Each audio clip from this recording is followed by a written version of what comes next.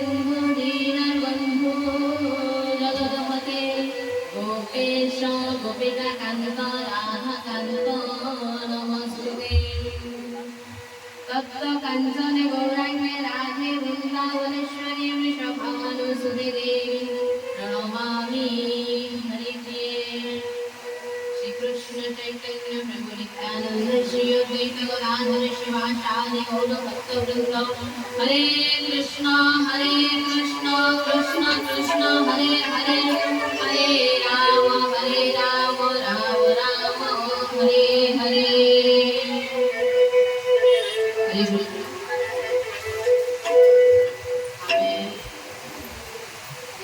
ये जो हौची सत्संग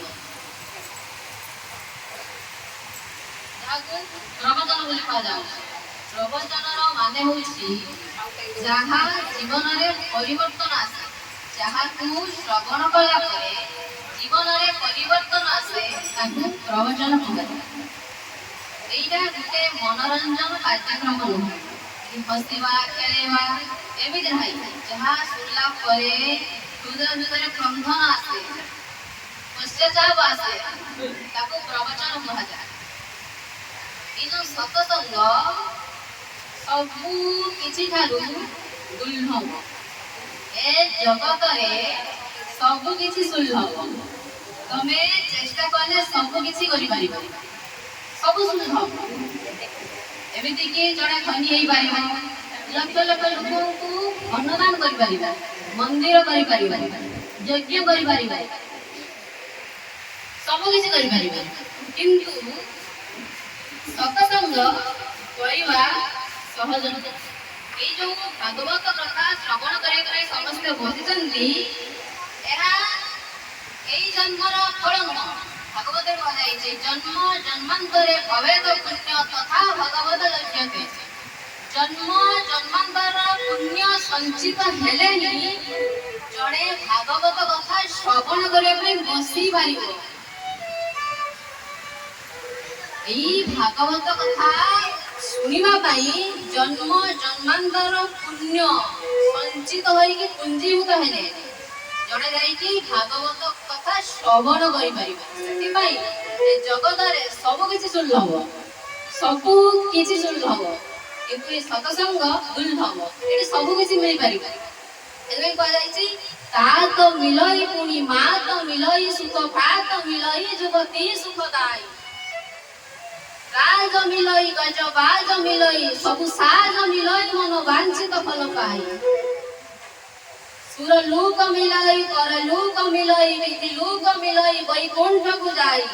सबई सुख कौन संथ समागम दुर्लभ भाई। तेणुक सब किसी मिल पार। पिता माता भल भाई सुंदर स्त्री सब किसी धन संपद तुम मन भर जहाँ इच्छा अच्छे सब मिल सब किसी मिल पार। किंतु ये जो सत्संग मिल पार दुर्लभ। घरे घरे लोक हरिनाम कर अष्टमी मेलोडी कर सब कुछ कर। चिंता कले केते जन घरे सत्संग हो पार, साधु संग हो पार, भगवत कथा आलोचना हो पार। हवा पुण्य आवश्यक। तेणुक दुनिया सब किसी सुलभ दुर्लभ एकमात्र साधु संग। से शिव कहते बार बार कर माग हर सी देव श्रीरंग पद सरज अनुपाय भक्ति सदा सत्संग। जी कि महादेव देवादिदेव सी कहते मत टे सत्संगर आवश्यक। हे श्रीरंग हे गोविंद मुझे किपरि सत्संगर लाभ करें मत कृपा करूँ। तुम नाम किपरि भाव में अहरह मु जप करी मत कृपा करूँ। शिव मागुं कहीं शिवकर कौन ज्ञान नहीं, सी तो महान ज्ञानी सब ज्ञान पाखु आसी सी पुणी कहीं कहते कारण यहीटा जगत को शिक्षा कौन ना जेते जी ज्ञान थिले सत्संग बसवा विनम्र भाव ଶ୍ରବଣ କରିବା ଏଇ ଶିକ୍ଷାଟା ଦଉଛନ୍ତି ମହାଦେବ।